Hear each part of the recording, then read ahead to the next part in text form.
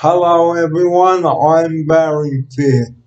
Welcome to Sunday, December 26th. This is not the Daily Wraps. I would like to present to you now a selection of videos that I have done for you this year. And some that I have done in 10 times and some from here. So I do hope that you enjoy the selection of videos that I am about to put up for you here on my YouTube channel. Before I do present the following videos to you, I would just like to say on behalf of myself as your producer and narrator on the show, I hope that 2021 has been not too stressful, and I hope that 2022 brings you love, joy, and peace and hope. And let's hope that 2022 will be better than 2021. Anyway, I better get this selection of videos up and running, otherwise my viewers will not be too happy. So I better get the videos up and running up on your screens, and I hope that you enjoy them. I will come back to you at the end of the following clips that I am about to present to you. Some of the episodes I have done are episodes 165. That was in early February when I went to Birmingham, and the other was to Manly. We've been to Birmingham twice this year, and also we've done book reviews and things like that. So enjoy the following clips from this year, and I really do hope that you enjoy it.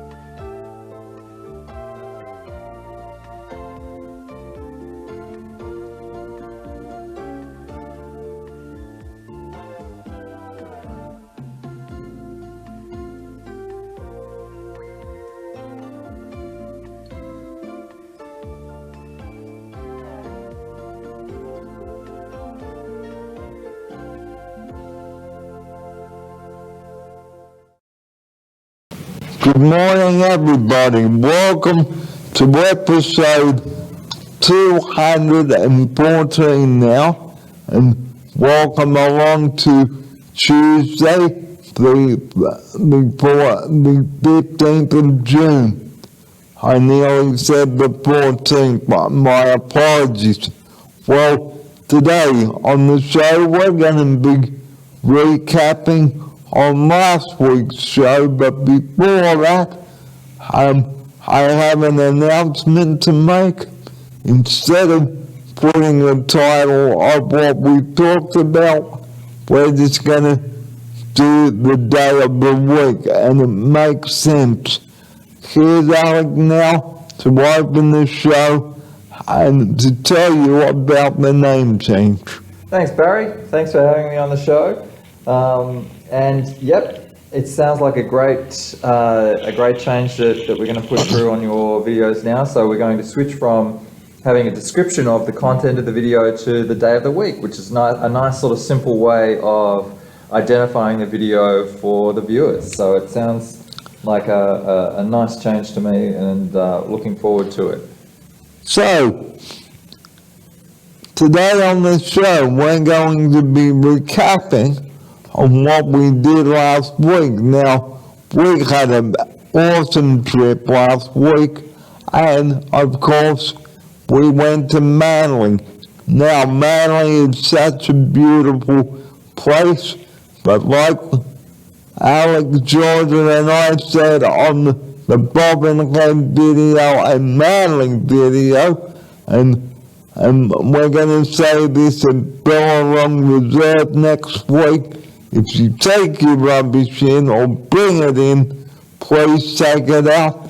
Don't be a tosser or a litter bag, or leave your broken glass behind so that people can easily cut their foot on it. So if it's not in the bin, guys, it's on you, and do the right thing.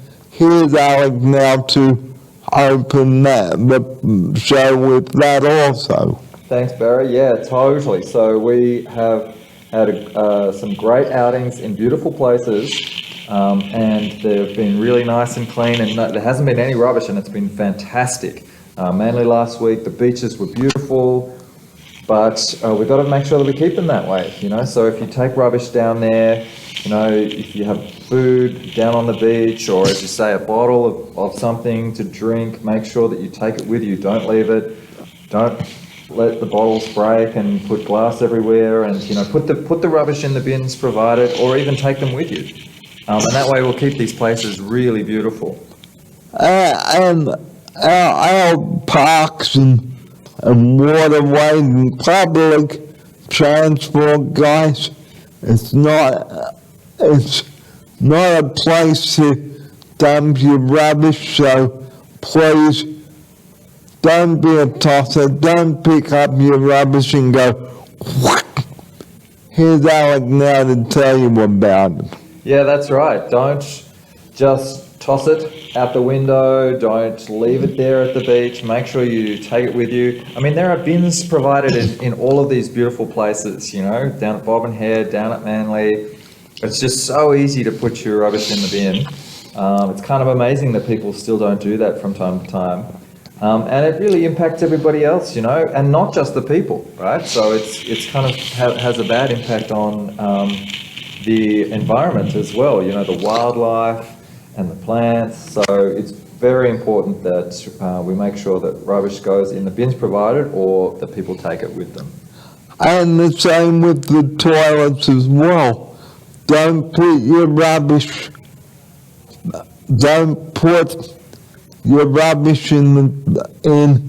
the toilets. Only put toilet paper in there.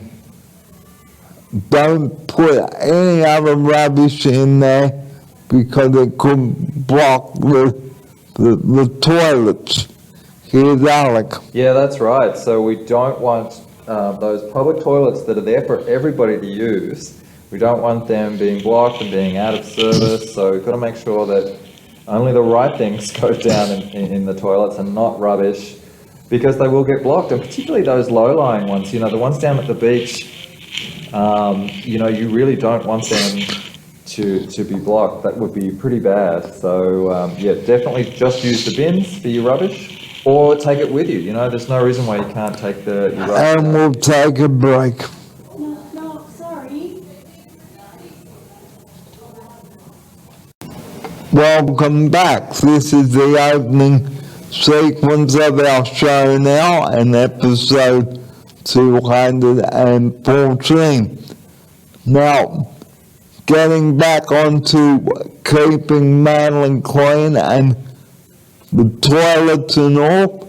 Okay. We know that you like to go to Manly and go on the beach and whatever, but don't be a tosser and litter the beach and go with your rubbish and just dump it. Because who's responsible for your rubbish? You. Here's Alex.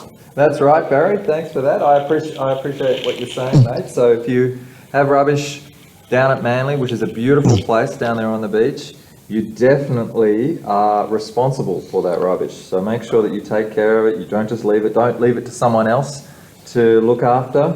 Take responsibility, put it in the bins provided, or take it with you. Take it home and put it in your own bin at home. And don't litter your car, your own car either. Here's my offsider. Yeah, that's right. So, I mean, you don't want to be driving a car around that's full of rubbish. It won't be very nice. Like, I mean, what if you want to give someone a lift somewhere and your car's full of rubbish? So, not a nice look at all. So, yeah, you want to take it with you, put it in the bins provided, or take it home and put it in the bin at home, for sure. And the same with disabled taxis. Don't litter the taxis. Clean it up, and no eating or drinking in the taxis either. Here's my offsider. Yeah, that's right. And particularly taxis, because taxis are shared by everybody, right? So, you know, you don't want to be getting into a taxi that someone else has used and they've left all this rubbish, or maybe they've drunk something and spilled it, or eaten something and spilled crumbs everywhere. You know, you don't want that at all. So you want to be able to take a taxi and be comfortable that it's going to be clean and tidy, and it's going to be a nice experience for you to travel where you need to go. And especially on the trains too, and ferries, and even on the hydrofoils if they're around. Here's Alex. Yeah. Wow. Okay, so there's a blast from the past. I also remember the hydrofoils, Barry. I don't think they have been around for a long time. I reckon they were decommissioned, 10 or 20 years ago? I'm not sure. But they were a lot of fun, actually, riding on the hydrofoils. But as you say, you know, public transport, whether it's a hydrofoil or a ferry and a train, got to keep them nice and tidy as well. Because it's nice for everybody else to be travelling on public transport that's clean and tidy. And even on our minibus as well. So please keep our minibuses clean. Here's my offsider. Yeah, that's right. I mean, the minibus, in a way, is like a taxi. You know, this is a shared resource that everyone can use. And it's, you know, I think they're even owned by the CPA. So it's just really important that we keep them nice and clean and tidy so that they last, you know? So don't just pick up your rubbish and go, pick it up and dispose of it in the bin. Here's my other special guest this week. Welcome along. Thank you, Barry. So what do you think of this? I think it's a great idea to share this to the world, and to be careful with your rubbish. Teach your kids not to do that. And also, I'm going to add another rule when you're out in public. No urinating in public, not on taxis, because taxis are not bathrooms, guys. Here's my upside. Yeah, absolutely. So, hard to imagine anybody doing that in their right state of mind. But, keeping taxis clean, all bodily functions should stay in the bathroom. Let's have that as a rule. And I suspect that if you did come across a taxi that smelled like urine, that it was probably somebody who was really, really drunk. And they, you really don't want them in a taxi at all. You don't want them to get that drunk. And I guess, yeah, so that is a pretty good rule. I would have thought, though, most people will stick to that rule. Hopefully people will stick to that. But it's important that we bring it up on the show so that they know what we're talking about. Yeah, for sure. And I think the public places is another good one as well. So, you want people to use the bathrooms provided, and not go wherever they want to go. So I think that's a really good point to make.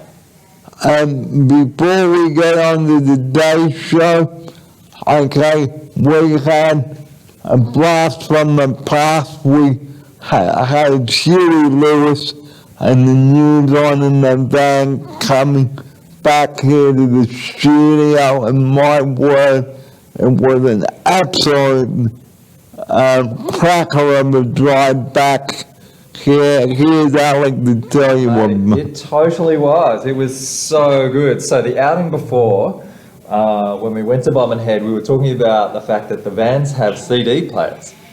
And we thought, well, we should get a CD.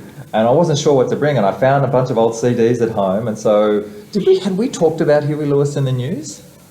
Well, We had talked about a song or something, hadn't we? yes, we did. Yeah, we talked about a Huey Lewis in the News song, and I found a best of Huey Lewis in the News CD. And we don't even have like a CD player at home anymore. We haven't had one for like a decade or 2 decades, right? But I still have these old CDs. I don't know why I hadn't got rid of them. So we put Huey Lewis on in the van on the way home and cranked up the volume, and it was fantastic. And poor old Georgia, who is let's say in a different generation to us, right? She's in a slightly different generation to Barry and me. She was very good about it. She had heard a couple of the songs, right? So she did even recognise a couple of them. But it was a lot of fun. We had a lot of fun in the van on the way home.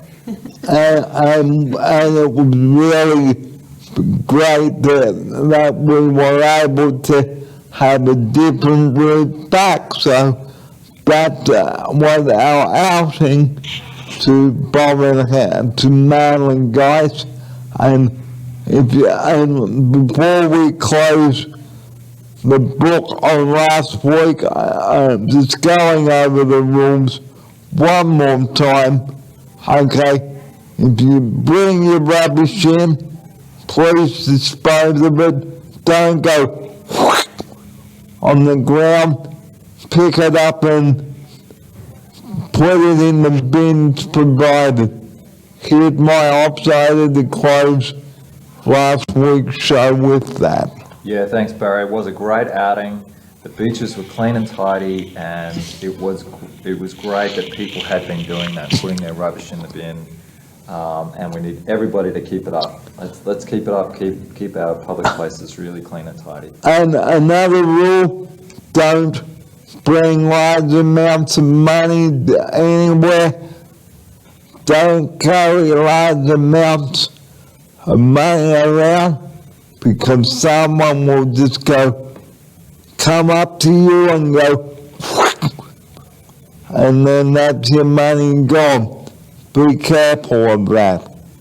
Here's Alec now to close the last week's show with that. Yeah, thanks, Barry. That's right. So be careful with your cash. If you're carrying any cash, don't carry too much, and make sure that you've got it in a safe place, so that a pickpocket or someone like that can't get access to it. And they could go. Yeah, absolutely. They could just very quickly and easily take your cash from you. So you want to keep it close. Having said that, I think Sydney is a pretty safe place, like relative to a lot of places around the world. It's a good rule and a good habit to be in, because you can be anywhere and that can happen. But we are a little bit lucky in Australia that it happens a little bit less than some of the other places around the world. And don't let anybody know your PIN or stand around automatic teller machines. Don't watch them get their money out. Here's Alec now to take us out. Yeah, that's right, Barry. Don't let anyone else see your PIN when you're using an ATM. That's a great rule, mate. So that's the end of episode 211, the recap. And now here's today's show. I'm Barry Thiel along with Alec Taylor and Amber, my special guest for this week. Thank you for coming. Thank you, Barry. Welcome everyone to today's book review, and today we have The Famous Five, and it's called Five on a Hike Together. Oh, hold on. And here it is for the book lovers out there like me. Now, just an explanation about the book. Okay, Julian, Dick, Anne, and George, and Timmy the dog, they're planning a long weekend away across the moors. Now, at the start of this book, ladies and gentlemen, and book lovers out there, Anne received a letter from her brother Julian. And well, it's actually George, I think. Let's have a look Yeah, okay. at what the first part. A letter from Julia. That's right. So, George and Anne are going to the same school. And Anne's brothers, are they both brothers? Julian And Dick. and Dick, yes. Which is such a funny old-fashioned name. You don't hear that much anymore. But what I really like about George is she's this tomboy. I think her name's actually Georgina, but everybody calls her George. Because she hates being called Georgina. Yeah, and I mean, this book was written in the 1940s, and they've got this self-expressing gender identity, which is just really fantastic. You know, she's this young woman who is uncomfortable being girly, likes being more boyish, and has friends that support her in doing that. And it's just a really nice sort of aspect of the story. But you're right, sorry mate, bit of a digression. She gets a letter from Julian saying, let's go on a hike. So, in order to do that, Julian rang up. Okay, and he was planning on where to go on the hike. So he tells Anne and George to pack the necessary things for this hike. Here's my offsider. That's right. So Julian calls up with what they call an expensive telephone call. So back in the day, it actually cost quite a bit of money to make a telephone call. But he's planned the whole thing. He's talked about, what he wants them to bring, what he wants them to wear, where they're going to go. He's got it all arranged. And in fact, interestingly, wants them to bring Timmy the dog along. So was my first Famous Five book, right? I'm thinking, there are 5 kids or something. No, there are 4 kids and a dog. So the dog Timmy, who actually speaks from time to time. So Wolf says Timmy, as if he approved thoroughly. So Timmy is actually like a character in this book, and actually plays a pretty important role in the story as well. I love the fact that Timmy's one of the 5. So then when Friday morning comes, okay, both of the girls very early indeed, and they're taking Timmy down to the kennels to get him all spruced up for Julian and Dick. Okay? So they have a good breakfast, and then they say goodbye to Miss Peters, who is their mistress at school, or teacher, as we call them here in Australia. Here's Alec.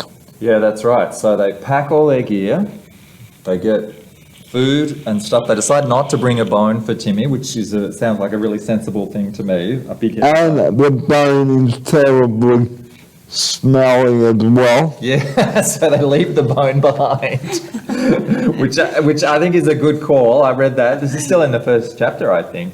Oh, wow. And yeah, so they leave the bone behind, but they're taking Timmy the dog with them, have a huge breakfast, and then get ready to go off and meet the boys for their outing. So it's for 3 boys and a girl? Yeah, no, so 2 boys, 2 girls. Oh, 2 boys. So Anne No and dog. Georgina, Okay. and Timmy the dog. And in fact, I think Timmy is George's dog. Yeah, Yeah.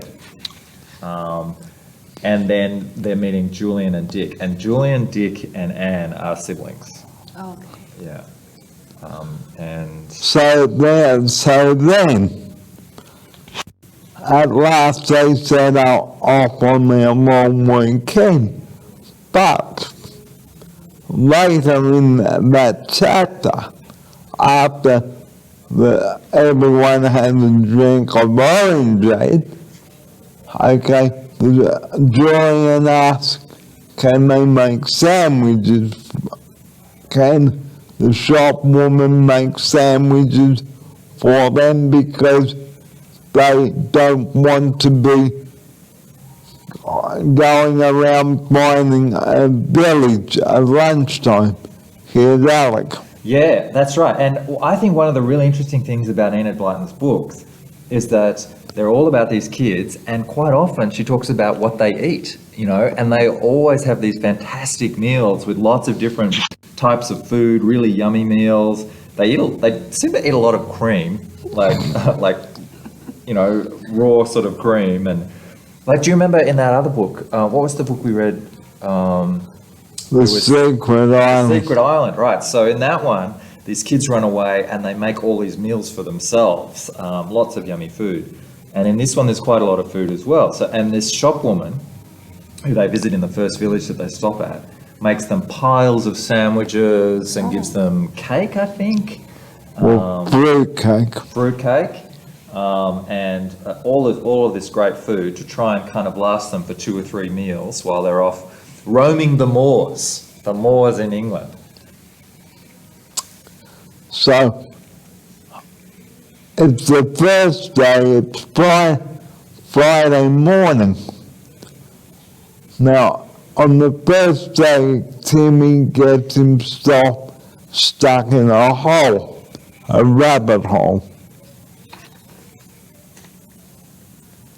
Yeah, that's right. And he is obsessed with rabbits.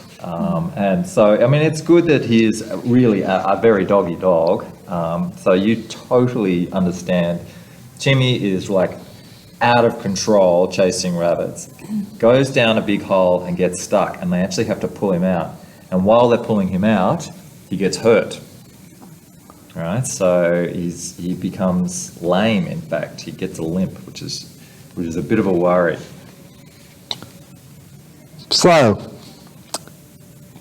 while that is happening, George is panicking and George is worried because it might spoil the whole weekend. Here's Alec.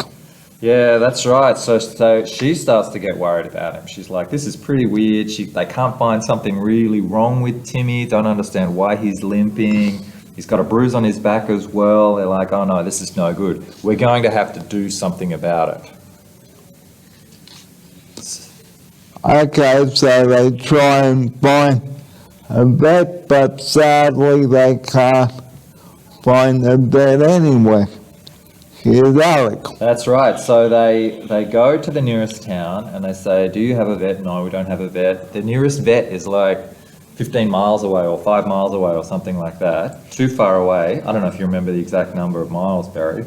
Pretty good with those types of things. But anyway, the vet is not nearby, but there is a local, I think he's a local farmer who's good with horses and dogs. Is that right? Yep. Yeah. So, and this is the point at which they split up. And I'm like, no, don't do that. Don't split up. So two of them go off to take Timmy to this guy whose name is Gaston. Mr. Gaston. Mr. Gaston. So two of them take Timmy.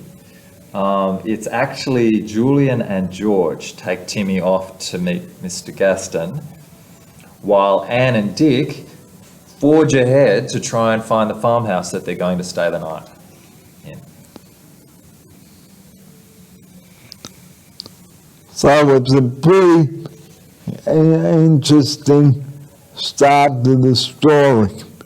Here's my outline. It is a really interesting start to the story, but this is where it gets really interesting. And what I was really surprised about from this point on is how dark and creepy it gets.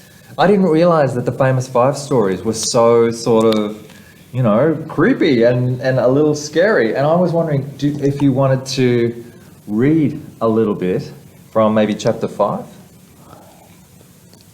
Or we can just talk about it if you like. We'll just talk about it. All right, okay. Well, what is really interesting is that it starts, chapter 5 starts this way. It began to get dark very suddenly, right? And so it's just setting up here. The mood is like, it starts to rain, it gets dark, they get lost. This is Anne and Dick, so two of the five, I should say, because Timmy is absolutely one of the five. And they decided to take a shortcut across a field, and they go across a creek and they get wet. And then they come across this stranger who just says one word to them. It's not even a word, he just says, "Arr, arr." So there are pirates on the moors now. He's not a pirate, but yeah, so it's pretty scary. It gets pretty scary for Anne and Dick. They're out. It's nighttime. It's raining. It's cold. It's October in England. They can't find this farmhouse, and then they hear something. Do you remember what they hear? They hear the sound of bells, and the bells are super creepy because they're not like, it's not Sunday, they're not church bells, they are just bells. Creepy bells, and they are going on and on and on. And they're like, okay, so that's super scary. We're in the dark, in the middle of a field, it's raining, and we're hearing bells. Like, what is going on? So they're pretty scared by this point. And then they eventually see a light in the distance. And they think, okay, so this must be the farmhouse we're going to stay the night in. But the next morning, after discovering that it wasn't the right farmhouse, ladies and gentlemen, it was the wrong farmhouse. And Dick got very angry. Here's Alex. Yeah, that's right. So what happens is they rock up to this farmhouse. It's the wrong one. There's a scary old lady inside. She's stone deaf. They can't get her attention. They end up just going into this place, and they're like, can we please spend the night? We need somewhere to sleep tonight. And she's like, no, you can't stay here. My son is here. Or my son doesn't like visitors or something. Like, he's really a very angry person. But she ends up putting Anne up in the loft, and Dick goes out to sleep in the barn. And Dick has these really strange experiences through the night where people come and visit his space, one person confuses him for somebody else, and another person comes in and sits there while Dick is trying to stay silent and not get caught in the corner. They get through the night, wake up in the morning, and they manage to get out of there and realise that absolutely, that this was not where they were supposed to be. What a night. Yeah. So Julian and George decided to phone the police from the three shepherds. But then they finally went to that farmhouse there where they were supposed to stay the night and tell the story of what happened on the first night there. Here's Alec. Yeah, that's right. So they luckily come across, so Anne and Dick then luckily come across Julian and George and Timmy. And they're like, okay, where have you been? Where have you been? They're all right, but Dick has had this super creepy and weird and a bit scary experience where he's discovered some clues, some really interesting clues. He's overheard some things that have been talked about, and he's got a piece of paper that's been given to him by mistake from a very dodgy person. And they discover what caused the bells. Do you want to take it up from there? And then later, they meet this angry policeman in Rebels who isn't very pleased to have had to come out from his nice meal of sausage and onions. So they walk up to this police station and the children told this ridiculous story about Maggie and Dirty Dick. Here's Alec. Yeah, that's right. And it's a really interesting little sequence of events. So it turns out that the old lady who's deaf, her son, who's this really weird and angry man, his nickname is Dirty Dick, and his name is Dick too, right? So there are two characters named Dick, and there's a bunch of confusion, and they eventually understand what's happening. And they decide, okay, so what's caused these bells is it's an escaped convict. So there's a local penitentiary on the moors somewhere. Why are they walking around on the moors with a local penitentiary? But anyway, and at one point they even say, should we go back out there? There's like this criminal on the loose. Yeah, let's go anyway. We've got the dog. We've got Timmy the dog. And boy, Timmy is so useful at being like a security dog. But you're right, they go to Rebels and they talk to this one policeman, and interestingly, he has 4 villages under his control, so he feels himself to be rather an important fellow, right? So he's not the best of police people, and that's right. They interrupt him in in the middle of a nice meal of sausage and onions, and he's like, "What do you want?" And they tell him their story, and it does sound fanciful, you know, when they tell him what's gone on, and he's like, "No. Leave me alone, you're a pain in the butt." And Julian actually handles himself quite maturely, right? He's like, "No, actually, we're just telling you this story, we're trying to do the right thing." And the policeman sort of goes, "Oh, okay, so you're not angry young kids, but leave me alone anyway." And he actually rips up their piece of paper, this piece of paper that they've come across. So the policeman, they grab the pieces, but he's ripped up this piece of paper and has been no help at all. So at that point, they decide to go on. They push on. They push on with their trip. But what they decide is they figure out that they need to go to this place called Gloomy Water. It was one of the clues. It was one of the things that they overheard, or that Dick overheard the night before, that the criminal was talking about this place called Gloomy Water, and they decide to go there. So it's a pretty, so this one policeman gets really angry and says, "Don't tell stories like that again, or I report you." But Julian maturely says, "I will make a report to the local police when he gets back." Here's Alec. Yeah, that's right. So Julian's like, well, I'm not taking that. We're not telling you a story.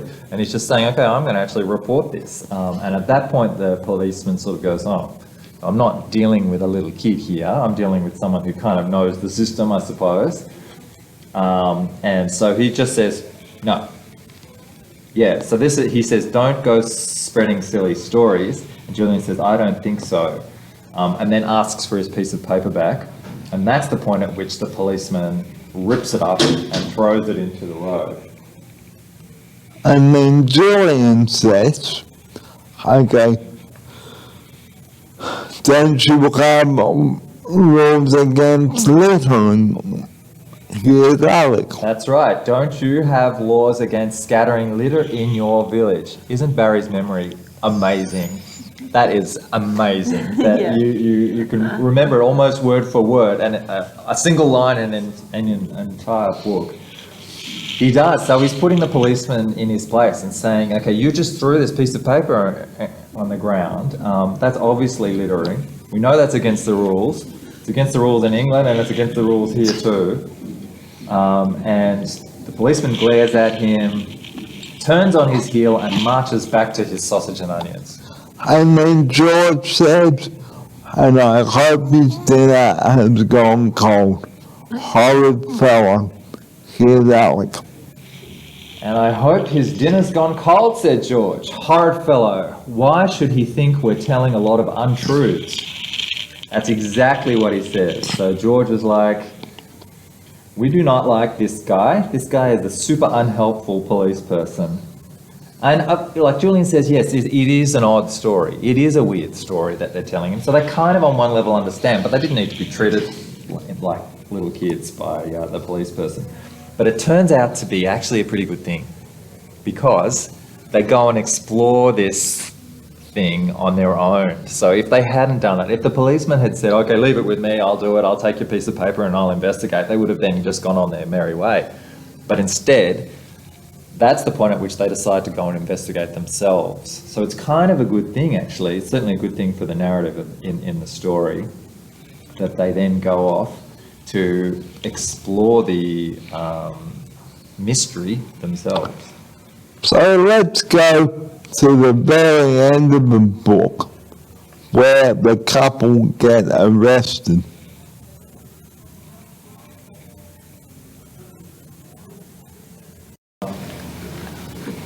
The couple, Maggie and Dirty Dick, get arrested and they are floundering about, and the man breaks his ankle.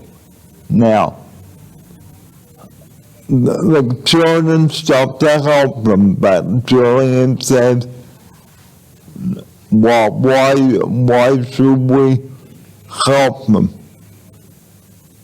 Now,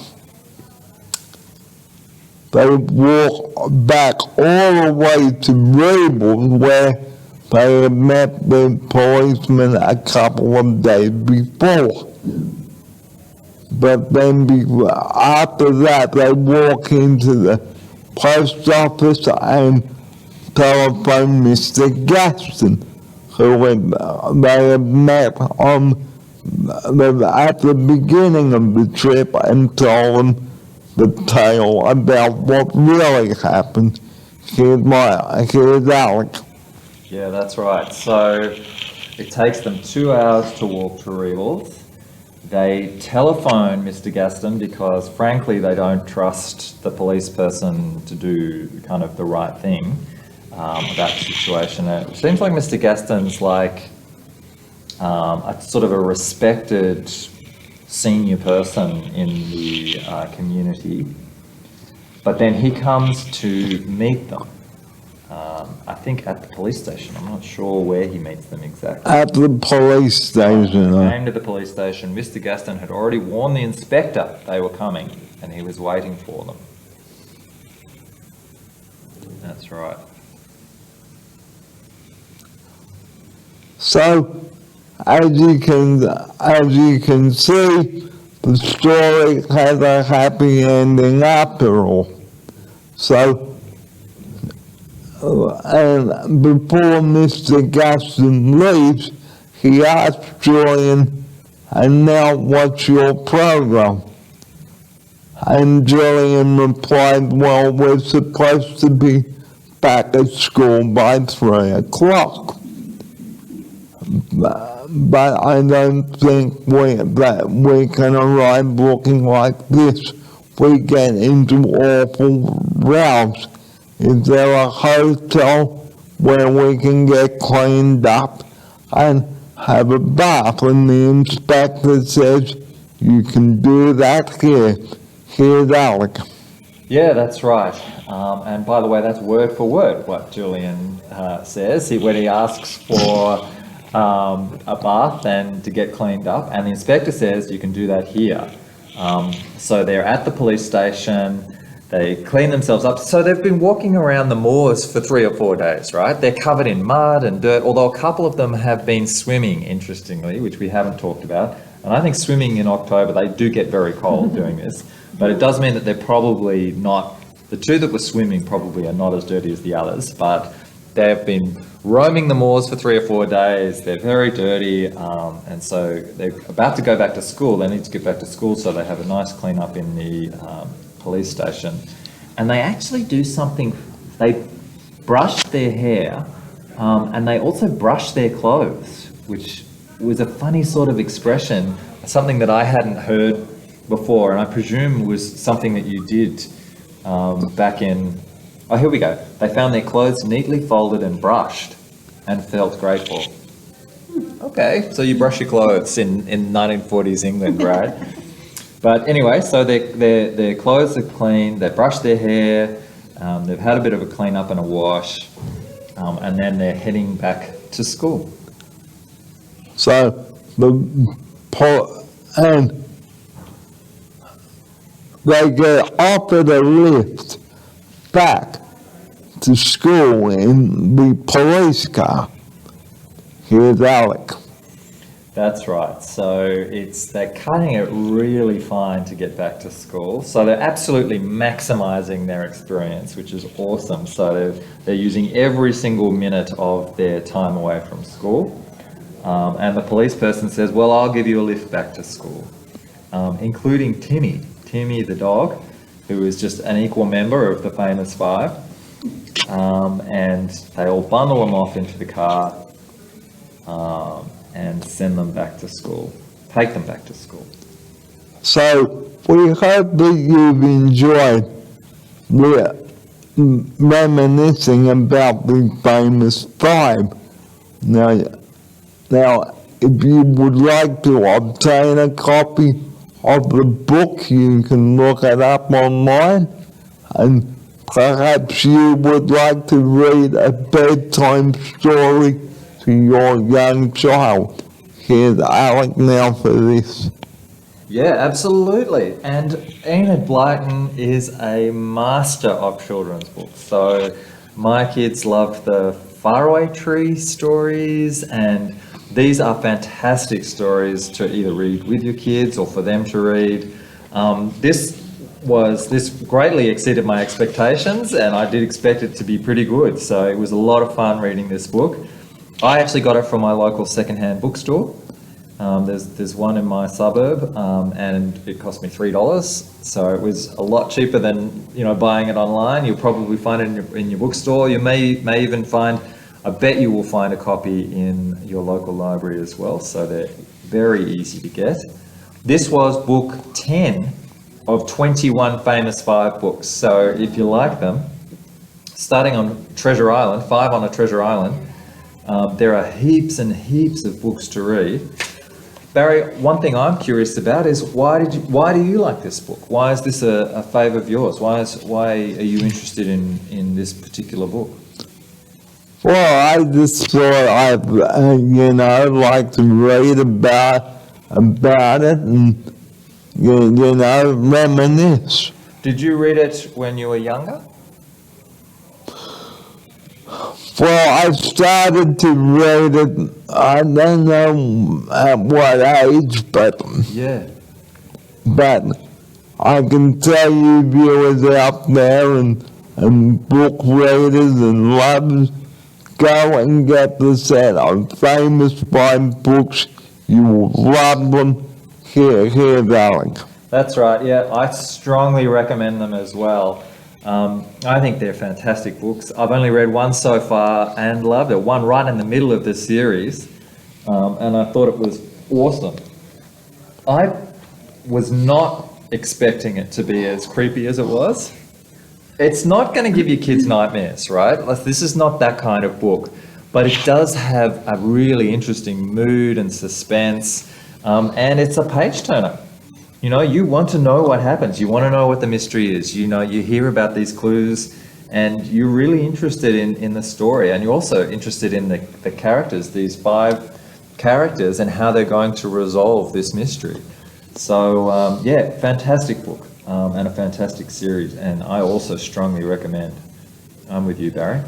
So we're going to close this subject now and move on to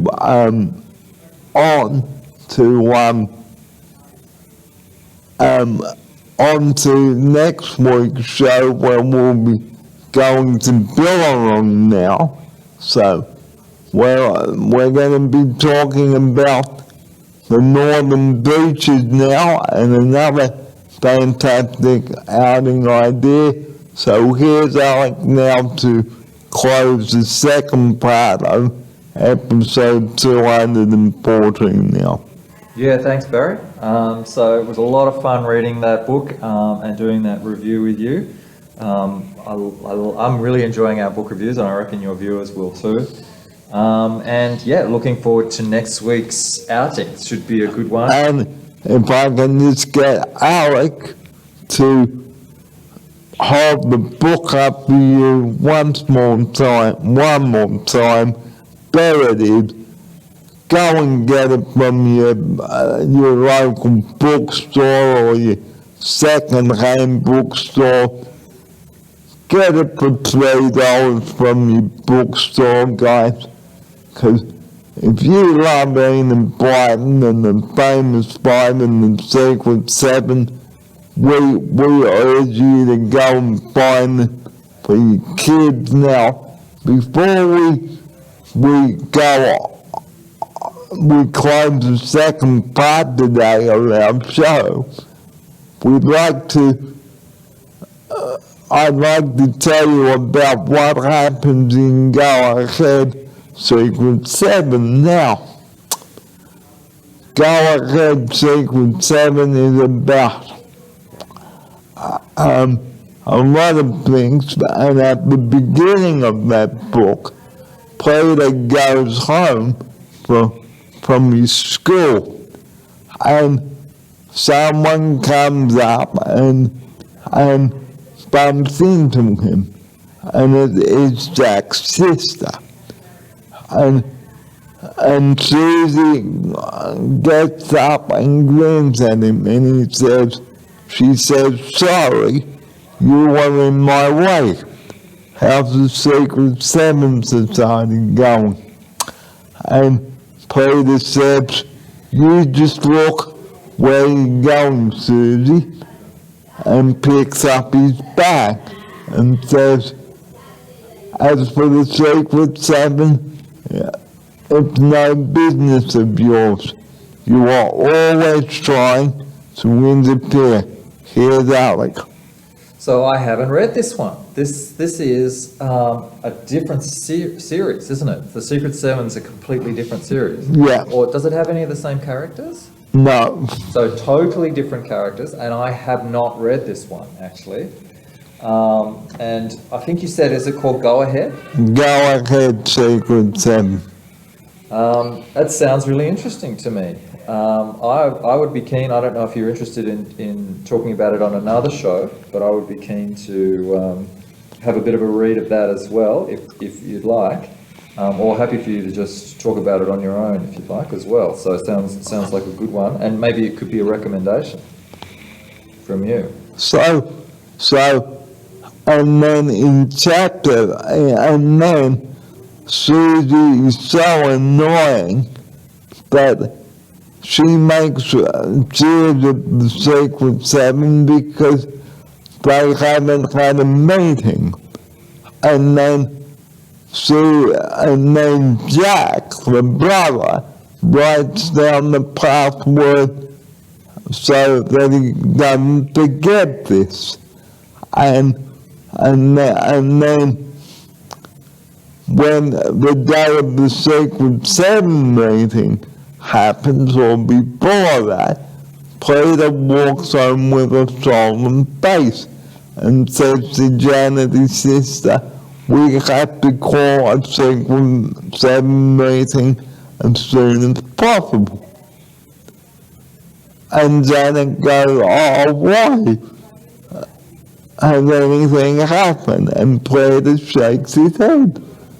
And he goes, no, except that I met that sister, awful sister of Jack's, Susie.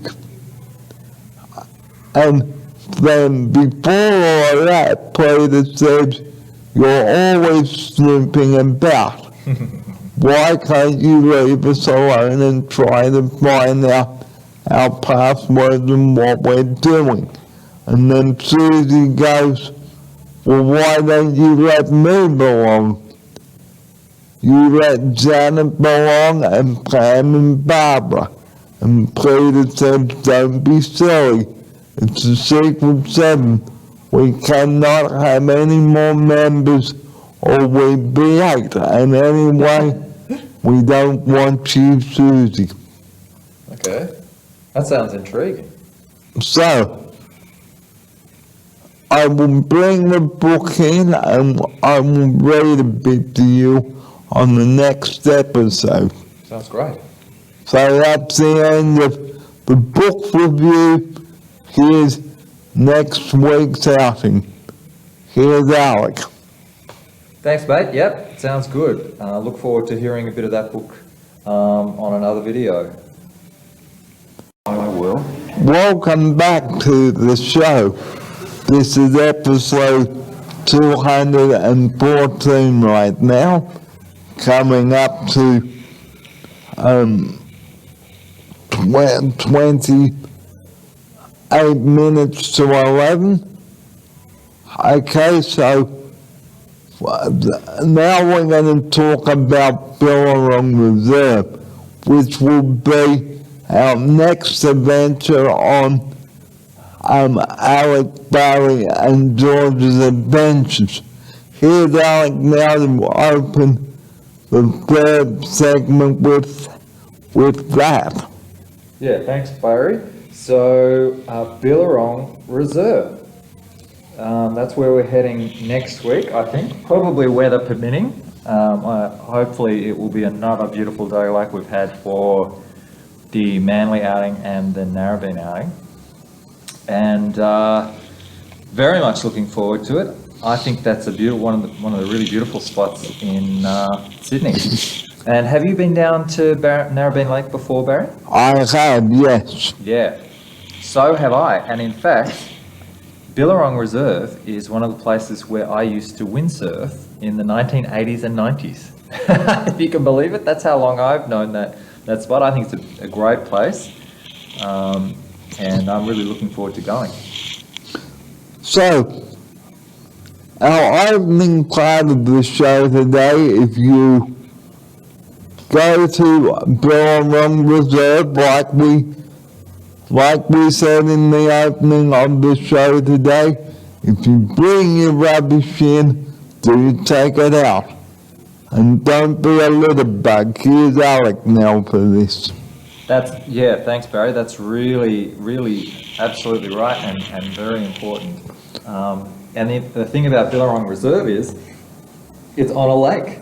And, you know, if you litter on this reserve, the rubbish is going to get washed into the lake, and it's going to, you know, be not nice in the lake. It's going to be bad for the wildlife, the birds and the fish that live in the lake, and yeah, not a good thing at all. So very important down at Billerong Reserve to make sure that you appropriately deal with your rubbish. Because like we asked, who's going to be responsible for your rubbish? Not Alec, not Jordan, not Amber, anyone. It's your rubbish. And like we said, on public transport as well, if you've got your rubbish with you, dispose of it in the bin. If it's not in the bin, it will be on you. Here's Alec. They totally should do an advertising campaign like that, Barry. Mash-up of do the right thing, and if it's not in the bin, it's on you. I think they totally should do that. That's a marketing idea. We should share that with, like, I don't know, whoever it is, the government agency that puts those campaigns together. We should definitely share that idea with them. They should do a mash-up of those two campaigns for sure. And I totally agree with the concept, by the way, the sentiment of, you know, it is your own responsibility. It's the individual's responsibility to look after their rubbish. Don't rely on somebody else. Look after it yourself. And it's the same with the toilets as well. Don't put your rubbish in the toilet. Here's my outsider. Yeah, that's right. So, I mean, they're a public service, they're a public utility. They're there so that everyone can use them, and they should be kept clean and tidy and unblocked. You know, if things are flushed down the toilet, rubbish is flushed down the toilet, they're going to get blocked, and they're going to be not usable for everybody. So, and that includes a disabled person like myself here. Okay, so please do keep our parks and waterways clean, and even the railway tracks. And don't graffiti on public transport or walls or on the trains. Here's another thing you shouldn't do.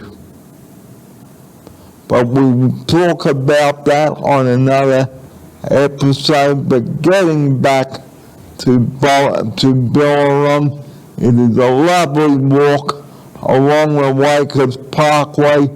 Makes a good day for a picnic or barbecue. Here's Alec. yeah, that's right. So the walk down there is awesome. They've now, I gather, they've actually made the track go all the way around the lake, and it's pretty good. In most places, it's a pretty good walking track as well.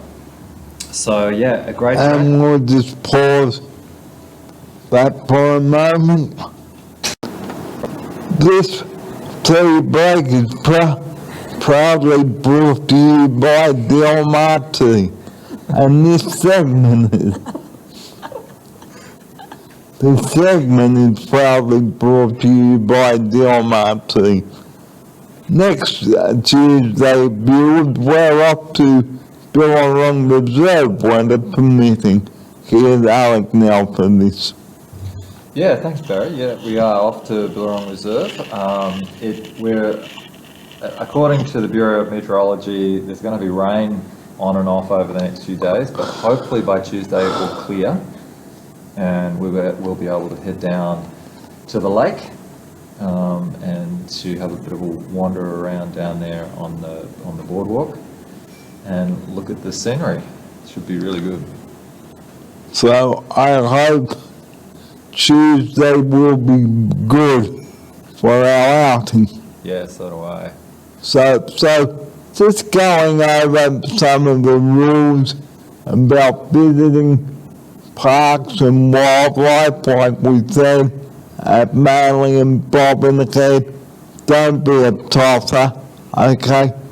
Don't be a little bug. If it's not on in the bin, it will be on you. And Amber, have you got anything to say on this? Well, I agree with you, Barry. No, don't be a tosser.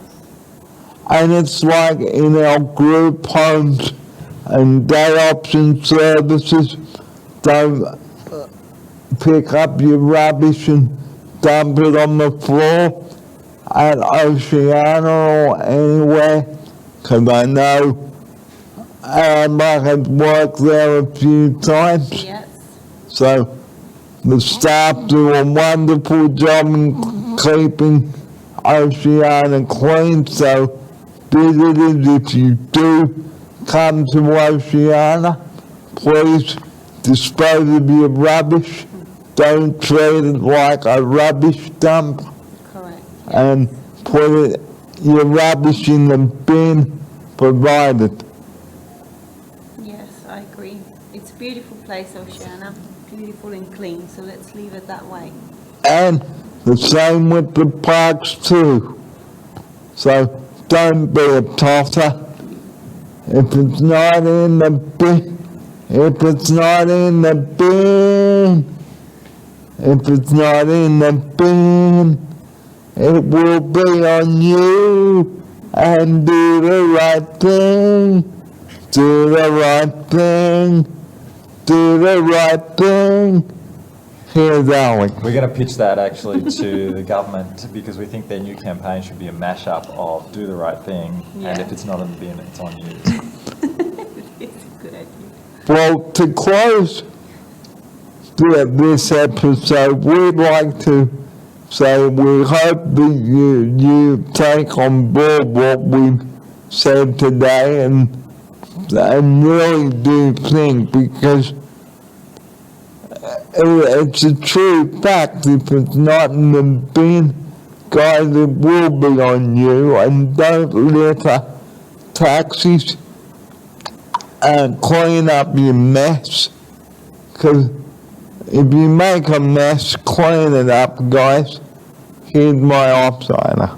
Yeah, absolutely. If you make a mess, clean it up. If it's not in the bin, it's on you. Taxis, public transport, and our beautiful places around Sydney and Australia, keep them clean, keep them tidy. And also, please don't expect other people to pick up your rubbish, because if it's not anyone else's rubbish and it's your rubbish, ladies and gentlemen, please don't leave the parks looking like an absolute pigsty, okay? I may sound like Molly Meldrum from Countdown, but this is the truth of the matter. Our parks, waterways, trains, buses, ferries, minibuses, group homes, day option services, please don't treat them like they are a rubbish tip. And if you need to dispose of any old items, go to Compricki Tip. Okay, they're located on Mayor Vale Road, I think at Ingleside, I think they are. Yep, that's right.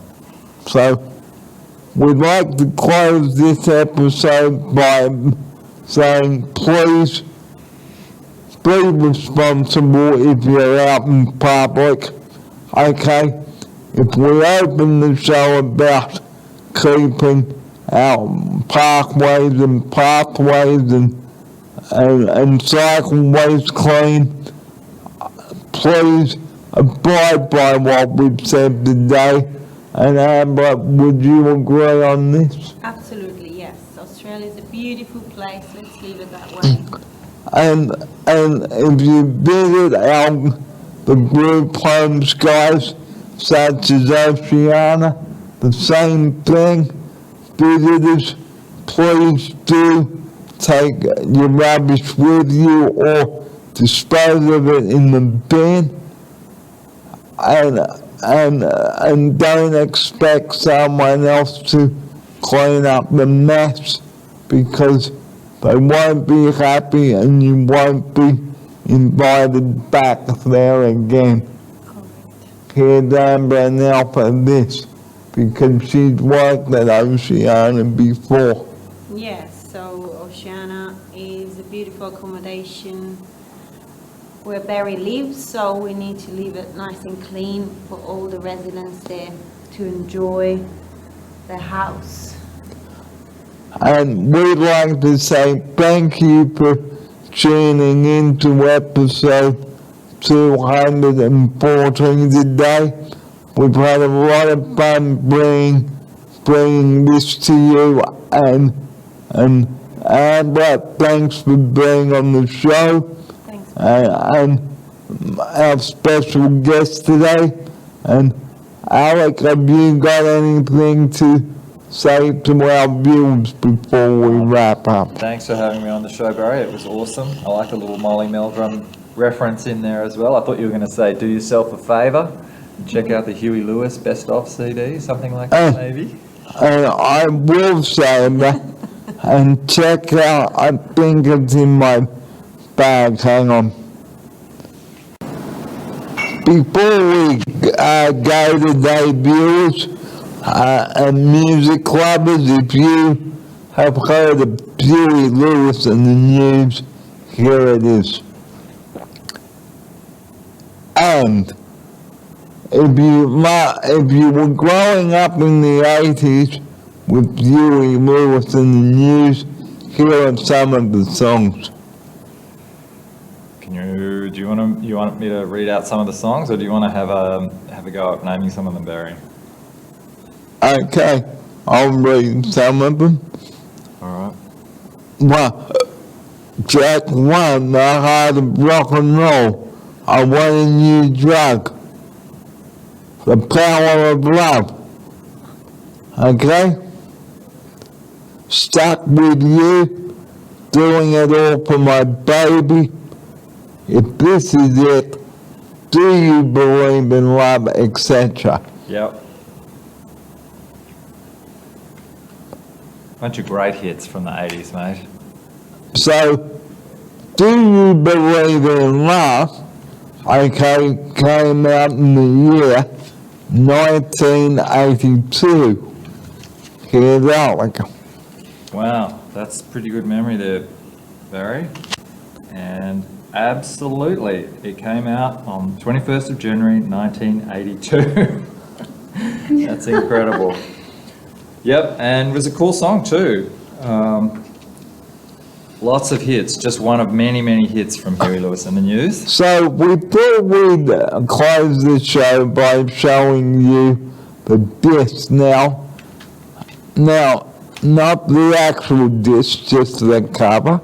All right. Okay, so there it is there, guys. So if you'd like to obtain a copy, I'm sure you can buy a copy of it off eBay. And what's the name of the disc, Alex? So It's just greatest hits, mate. Huey Lewis and the News, greatest hits.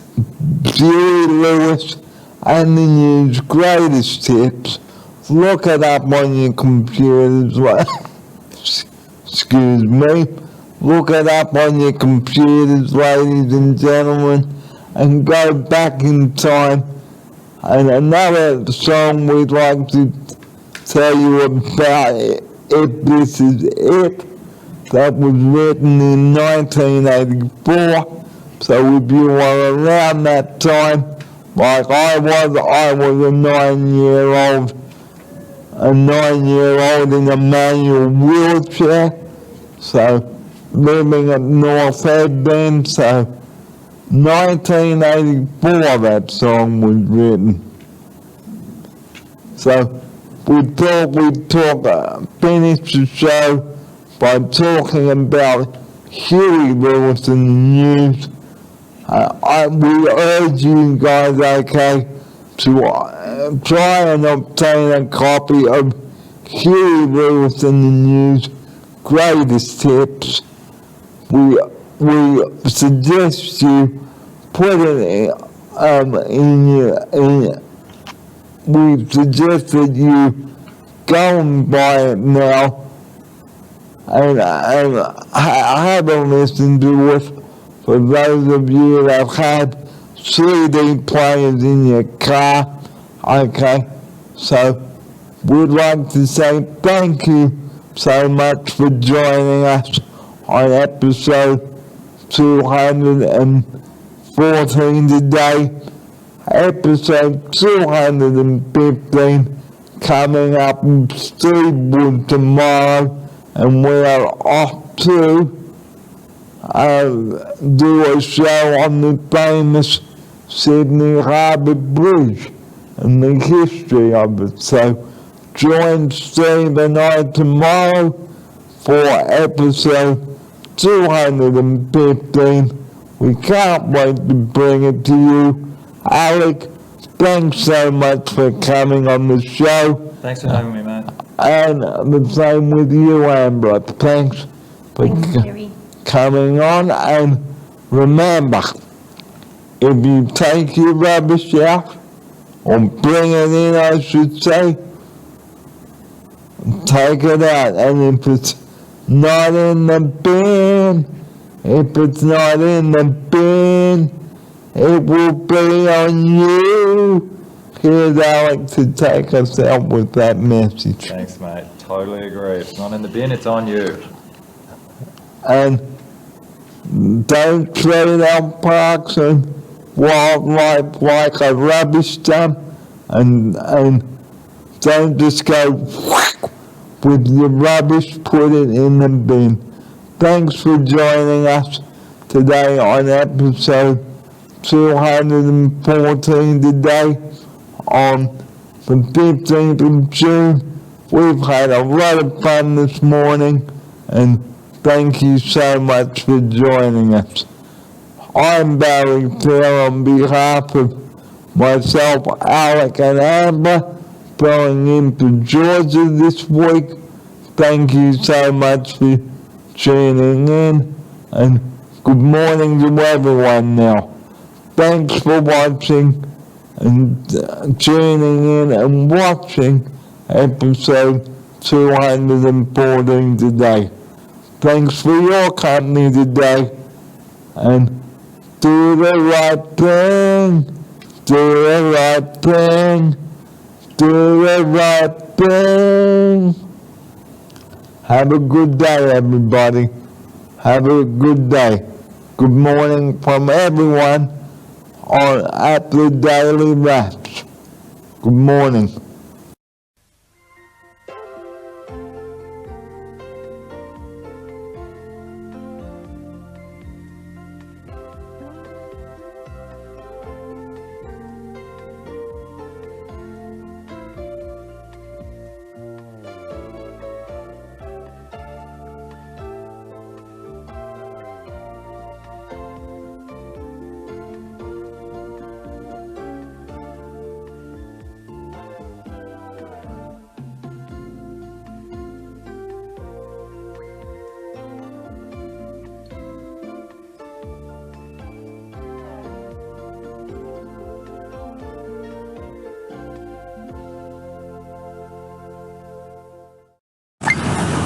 Well, good morning once again, viewers, and this is our day out of the morning today, and we're just about to get on the Mammoth Ferry, and we are on a floating wharf.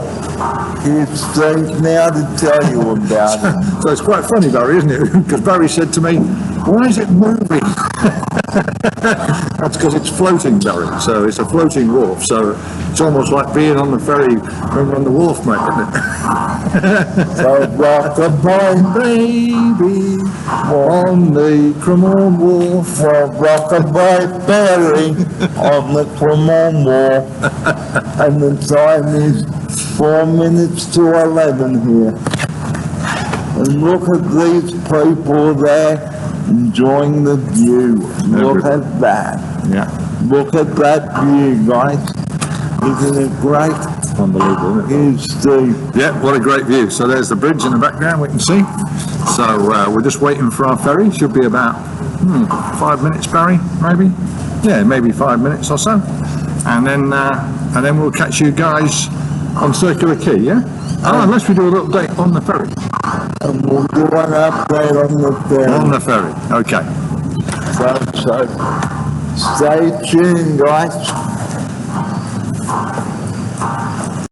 Well, here we are back at the studio, and we've completed our day out, and what a sunny day it has been, and the clouds are starting to roll in now, so we couldn't get that late shower, but just recapping on what we did, we started the day here, and then we drove to Cremorne Wharf, and here now with his update on that. Good afternoon, Steve Wood. Hey Barry, yep. So here we are back in the studio after our fantastic day out via Sydney Harbour Ferries. Thank you very much, Sydney Harbour Ferries. Drove down to Cremorne Point, got the best park in the house, right opposite the ferry. Shot an introductory video, got the ferry over to Circular Quay. Little 10-15 minute ferry ride. Beautiful, beautiful day on the harbour. Got off the Circular Quay ferry, then had an interesting time trying to get into the disabled toilet. Lovely sign on the door saying, please see staff for assistance. So no staff inside the door. Now, we didn't know what the hell that meant, so it annoyed the devil out of us. So it didn't have a very specific sign. Here's my offside. That's right. So where you find these members of staff just milling around Circular Quay, you have no idea. Anyway, fortunately, just at that time, a young man turned up trying to get in the door next to the toilet. So fortunately, he was managed to open the door for us and led us into the world's smallest disabled toilet, Barry. Now, yeah, let's just say it's like a small matchbox, like a small box of redhead matches. Here's my I offside. don't know who designed that toilet, but it was made for a very small wheelchair with a very small person in it. So, yeah, very difficult to get in and out of. So we were a bit annoyed about that, but despair not. Despair. We had a lovely time today, and we told you the story of the Sydney Harbour Bridge, so watch out for that. Our videos coming up later on, so please be patient as I download all of our footage and commentary. It will all be worth waiting for. Here's my offside. Yeah, there's 5 or 6 little videos, I think, for the viewers today, Barry. And the most interesting, tune in to Barry's commentary on the building of the Harbour Bridge and the interesting event that took place on its opening, Barry. Yeah. Which I learned today. So, in ending our episode 215 today, we would like to thank you sincerely for tuning in with us today, and we sure hope that you have a pleasant rest of the week, and we will see you again next Wednesday for the final of Steve. It won't be the last I will see of him, but I am sure Rosa will be back very soon on the show. But just before we do, wrap up and say farewell to you viewers out there. If you do take your rubbish in, or bring it in, we should say, take it out and dispose of in the bin. There are bins provided. Here's my offsider That's right. to tell you about that. So yeah, always be prepared to take your rubbish home with you. You can't find anywhere to dispose of it properly. So don't be a tosser. If it's not in the bin, viewers, it will be on you. Don't be an absolute topper and an idiot. Do the right thing. If it's not in the bin, It's on you. if it's not in the bin, it will be on you. And do the right thing. Do the right thing. Do the right thing.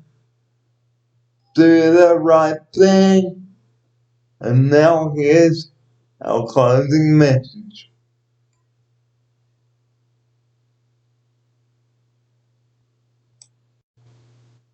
Thank you everyone for joining us on episode 215 today. We've had a lot of fun on the show today. And thank you to everyone. Thank you to Sydney Ferries and the Key Fish and Chip Shop. And thank you to everyone in the city. And we hope to see you on the next episode, and we'll see you next Wednesday morning for a jam-packed show and a recap. Here's my offsider for his farewell now. Yep, thanks viewers for tuning in. It's been a great day with Barry as again, and we look forward to your company again next week. And the final one for the time being. So on behalf of Steve Wood and myself, we wish you a very pleasant Wednesday evening, and thanks for your company. This program has been brought to you today by Sydney Ferries, Toyota, Key Fish and Chips, or Key Seafoods. Thank you so much, viewers, for tuning in, and we look forward to your company next Wednesday morning at 9:30. But until then, have a great rest of the week and a good weekend, and we'll catch you then. Here's Steve now for his farewell. Bye folks, see you all again next week. Look forward to it. Bye bye.